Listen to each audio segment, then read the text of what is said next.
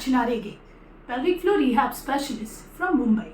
Today we will talk about what is pelvic floor dysfunction. To know what is pelvic floor dysfunction, we need to know what is pelvic floor first. So let us demonstrate what a pelvic floor is. So as you can see my little friend, skeletal friend here. So between your bones, here you have an abdominal cavity. So in this abdominal cavity, you have all these organs which are situated. So when these are situated here, even though they are attached with some other ligaments and muscles, their base weight is on something called as pelvic floor muscles. So let us see how the pelvic floor muscles look. So if I remove all the abdominal organs from the cavity, then from above, if I am looking, it looks like this. And if I am looking it from below, a female pelvic floor would look like this. Yeah. So let me show you a 3D model of the same. So this is what a pelvic floor is. So there are basically three main organs which are seated on the pelvic floor. One is your bladder. One in females is your uterus. In males, you have a prostate. And third, we have the end of the intestine, which is known as rectum. So this is how your pelvic floor muscles look from inside if all the abdominal organs are removed. So now let us talk how they are situated. So if you see, a rectum is situated most posteriorly, then comes the uterus, and then comes the bladder. Now, what is the function of these pelvic floor muscles? These are the functions of pelvic floor muscles.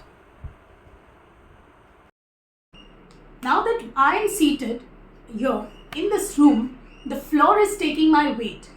Yeah. The same thing, why they are called as pelvic floor? Because the organs, the main weight of these organs is taken up by these muscles. So they form the base or the floor for these three organs. In males, instead of uterus, there is a prostate which is seated over it. Now let us talk what happens if these pelvic floor muscles get weak. So if the pelvic floor muscles get weak, what is going to happen? If this floor gets weak, I'm going to sink in. The same way, if the pelvic floor muscles get weakened up, then either the bladder or the uterus or the rectum or a combination of it can come down. This condition is known as prolapse. Prolapse, of course, happens at a very late stage. Initially, they just come down because of the pelvic floor weakness. The grade of prolapse depends on how much they have descended down. So let us see an image. So in this image, as you can see, since the pelvic floor muscles more towards the anal region has weakened, so the rectum has come down.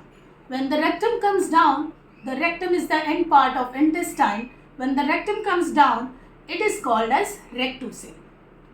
In the same kind, the way I said, if the floor is going down, it's not only the rectum which is going to go down. So along with rectum, there are chances that your bladder also descends down.